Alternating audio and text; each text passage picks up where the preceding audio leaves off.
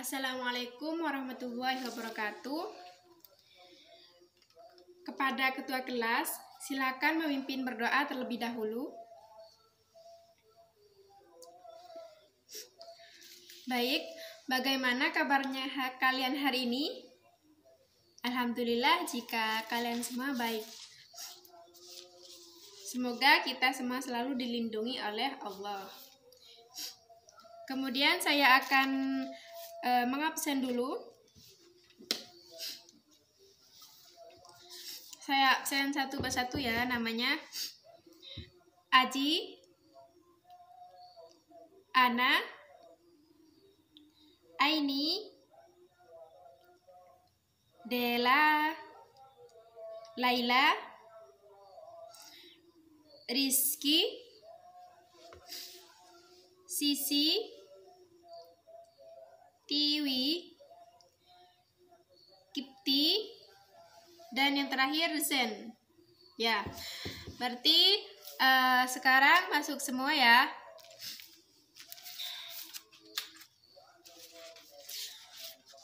Sekarang kita akan mempelajari tentang sistem tata surya. Apakah kalian sudah mempelajari sistem tata surya tadi malam? Jika kalian sudah belajar, berarti kalian punya sedikit pandangan tentang apa itu sistem tata surya. Baik, saya akan menampilkan PPT terkait dengan sistem tata surya.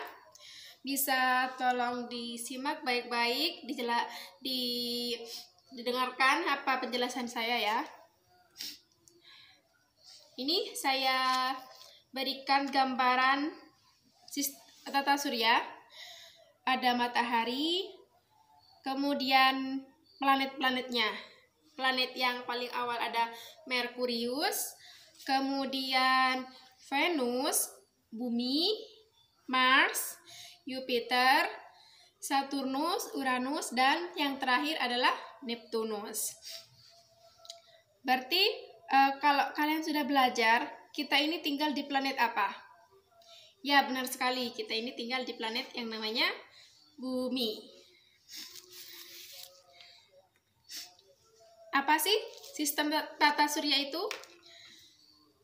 Tata surya merupakan susunan benda-benda langit yang terdiri dari matahari sebagai pusat tata suryanya, kemudian ada planet-planet, komet, asteroid, meteorit yang mengelilingi matahari.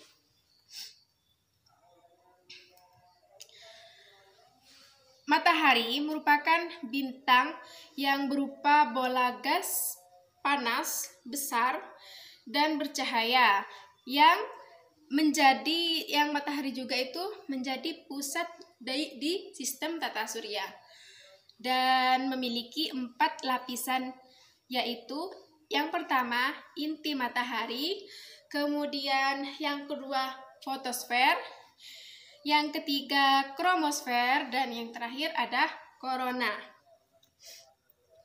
Ada beberapa macam planet yang ada di sistem tata surya, yaitu planet dalam atau planet terestrial yang letaknya dekat dengan matahari.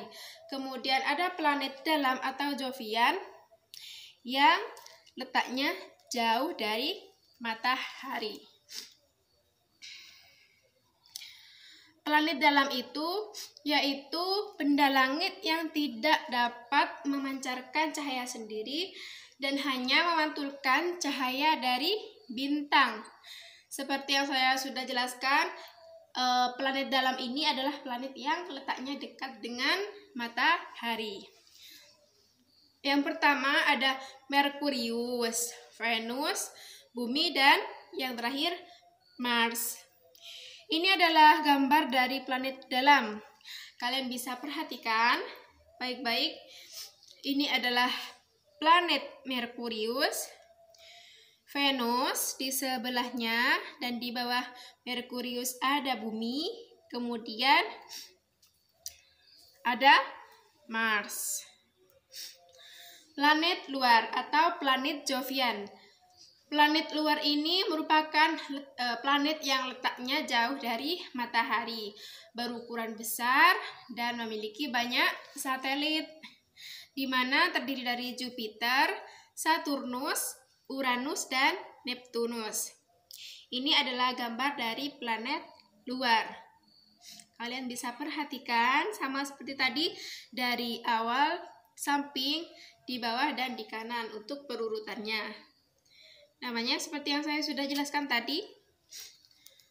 Kemudian komponen yang selanjutnya di sistem tata surya itu ada namanya komet, di mana komet itu merupakan benda langit yang mengelilingi matahari dengan orbit yang lonjong, terdiri atas debu, partikel batu yang bercampur dengan es, metana, dan amonia. Bagian-bagian komet ini ada inti komet, koma, dan ekor komet.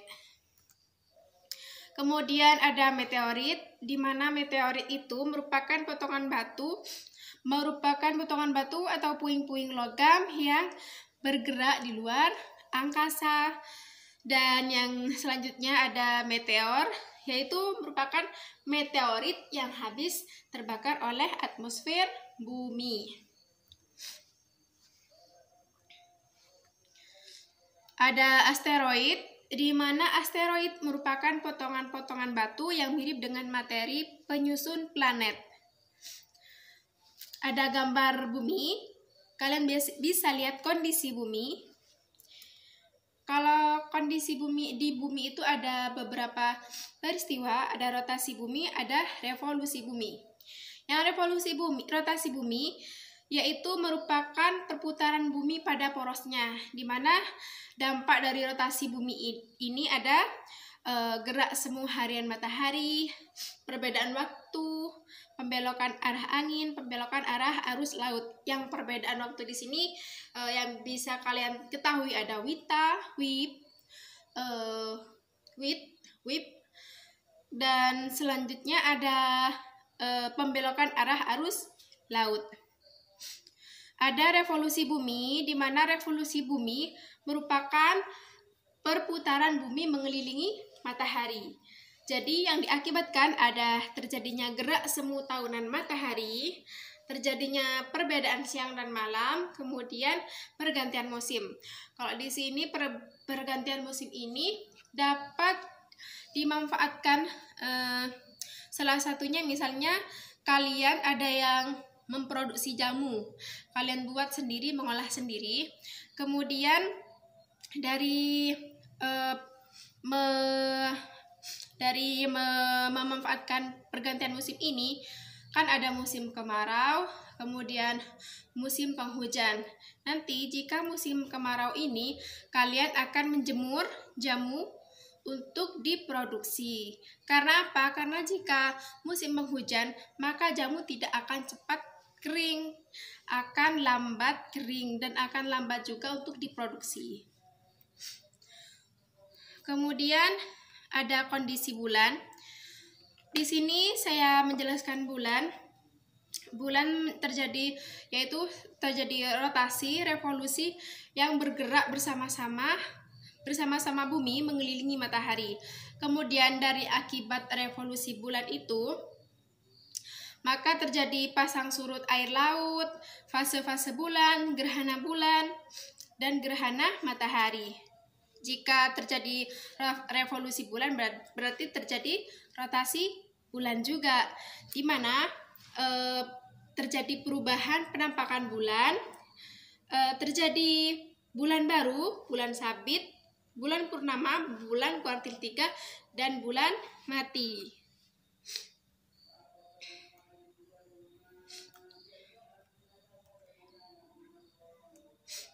Di sini ada gerakan planet.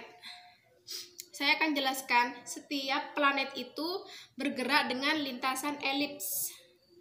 Tidak bulat, akan tetapi agak sedikit lonjong. Matahari berada di salah satu fokusnya. Kemudian dari gerak planet ini, periode kuadratnya satu planet berbanding dengan pangkat 3 jarak rata-rata dari matahari. Di sini hukum Kepler mempertanyakan kebenaran astronomi dan fisika warisan zaman, kalau kita tahu dulu namanya adalah ilmuwan Aristoteles dan Ptolemeus.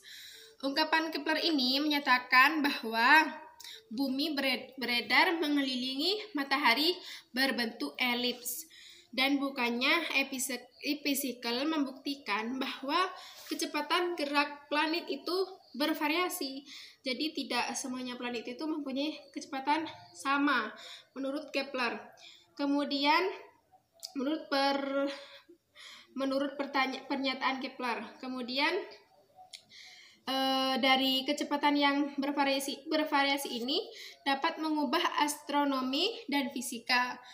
Hampir seabad kemudian ada yang namanya ilmuwan namanya Isaac Newton menduduki hukum Kepler dari rumusan hukum. Kemudian karyanya bahwa hukum gerak dan hukum gravitasi Newton dengan menggunakan Euclidean geometri klasik.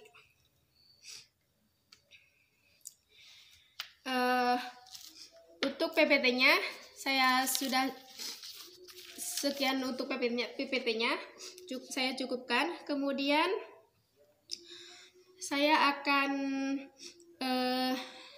memberitakan kalian atau meminta kalian untuk menjelaskan sedikit saja dari penjelasan yang saya jelaskan tadi tentang komponen planet, dan tolong jelaskan sedikit saja tentang planet luar dan planet dalam.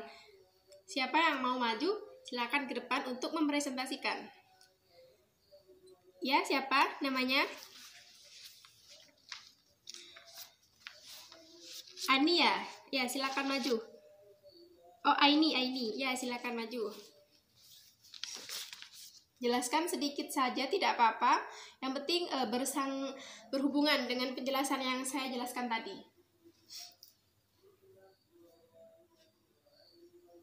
Ya, terima kasih untuk penjelasannya. Silakan duduk kembali ke tempat duduknya.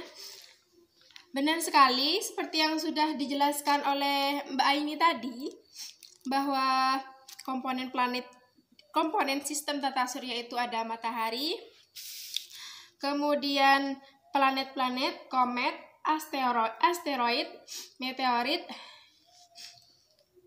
dan satelit. Saya akan memberikan kalian beberapa LKS. Tapi sebelumnya kalian bentuk kelompok sesuai dengan tempat duduk juga tidak apa-apa, atau kalian pilih sendiri atau saya yang pilihkan. Baik, saya akan pilihkan saja ya. Kelompok pertama ada Aji. Ini 5 orang ya, berarti kalian itu ada 2 kelompok. 5 orang. Aji sama Rizky, Ana, Sisi, dan Aini. Itu kelompok 1. Kemudian kelompok 2 ada Tiwi, Kipti, Dela, Laila, sama Zen. Kalian kelompok 2.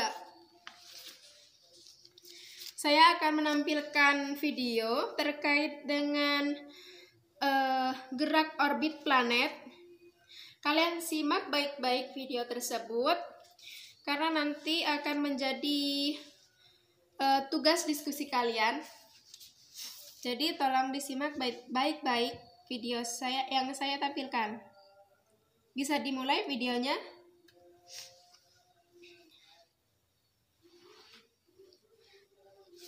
Baik, dari video tersebut sesuai dengan pernyataan hukum Kepler tadi, bahwa gerakan planet itu adalah elips, tidak bulat. Berarti gerakan di situ dan kecepatannya juga bervariasi. Posisinya juga bervariasi sesuai dengan garis orbit, sesuai dengan garis yang sudah diletakkan masing-masing planet gitu ya. Jadi kalau misalnya planet itu keluar dari garisnya, maka terjadi benturan antar planet-planet yang lain. Itu adalah kesalahan besar jika misalnya kalian saya berikan tugas, kalian meletakkan atau salah menaruh planet itu, saya langsung menyalahkan tugas kalian. Jadi berdampak juga pada nilai kalian. Gitu ya. Silakan kalian berdiskusi dengan teman kelompoknya.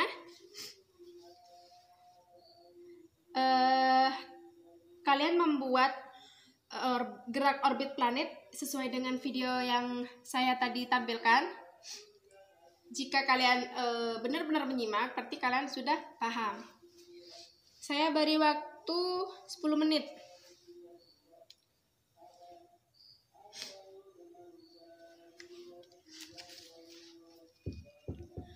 Baik, sudah habis waktunya. Saya berikan kesempatan untuk kelompok pertama maju untuk mempresentasikan. Perwakilan saja tidak apa-apa. Yang lain bisa memahami penjelasan dari kelompok pertama. Silakan, dipersilakan untuk kelompok pertama menjelaskan hasil diskusi kalian ke depan. Waktunya saya beri waktu juga, waktunya kurang lebih 5 menit. Terima kasih untuk kelompok 1. Saya beri tepuk tangan, silakan duduk kembali. Kemudian kelompok selanjutnya perwakilan dari kelompok 2. Silakan maju ke depan mempresentasikan hasil diskusinya.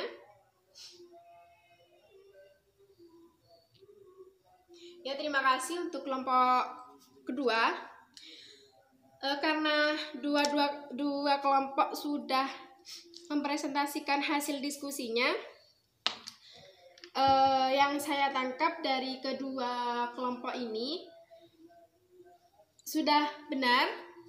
Akan tetapi di bagian penjelasan tentang atau di bagian gambarnya ada yang kurang sesuai dengan yang saya jelaskan tadi. Ada beberapa dari kelompok 2 tadi, ada planet yang keikut sepertinya Pluto. Itu sudah tidak ikut di planet sistem tata surya.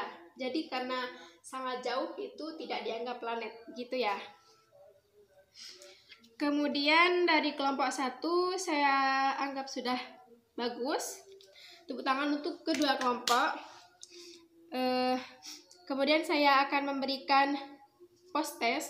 Sebelumnya kalian ada yang mau ditanyakan atau ada yang kurang paham di bagian materi yang saya jelaskan tadi? Di bagian mana? Oh, tidak ada. Terima kasih. Kemudian saya berikan post test dulu ya.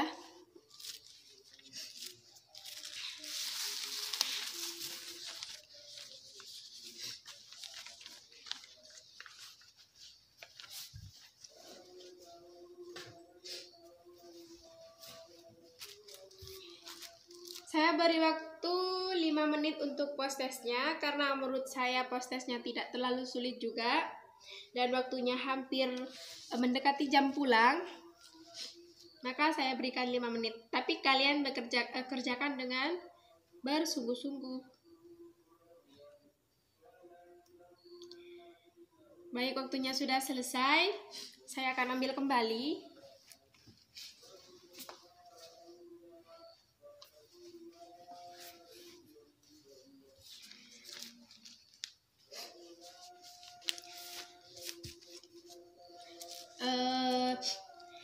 Untuk hari ini pembelajarannya sudah cukup. Saya akan memberikan gambaran tentang materi selanjutnya, yaitu dari tadi kan tentang sistem tata surya, maka kalian selanjutnya akan menjelaskan tentang hukum Kepler yang tadi. Maka yang saya sekilas tadi sudah berikan penjelasan tentang hukum gerak planet. Sekarang kalian juga menjelaskan gerak planet dan hukum Kepler yang menyatakan gerakan planet tersebut. Kalian bisa membaca referensi dari berbagai sumber yang terpercaya. Saya akan memberikan tambahan nilai kepada kelompok yang tadi sudah bekerja dengan baik, dengan bersungguh-sungguh. Dan kemudian saya akan memberikan apresiasi yang berupa tepuk tangan untuk kalian semua. Saya rasa cukup untuk hari ini. Semoga ilmunya bermanfaat dan semoga kita besok dipertemukan kembali. Terima kasih. Saya rasa cukup. Assalamualaikum warahmatullahi wabarakatuh.